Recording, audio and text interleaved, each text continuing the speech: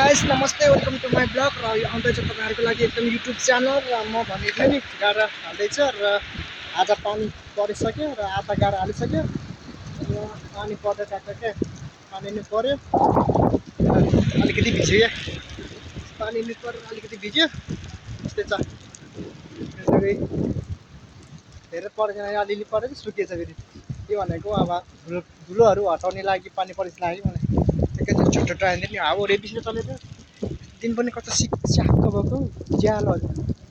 अगाडि क्या त्यो ज्यालो हजुर छ किनकि काम गर्नुपर्छ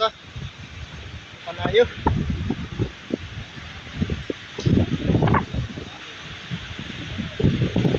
ए यसबाट आएको छ कि यहाँबाट यो टाले छैन कि यहाँ मम्मी यो टाले छैन कि यो माथिको टाले छैन क्या छुट्टी 4:30 भएको छुट्टी भयो पानी पर्दैछ 4:30 भन्नु बेसी भइसकेको छ पानी परेछ मसला धेरै भयो है फल नपाई मसला धेरै भयो क्या पानी पर्दै छिटो आज अब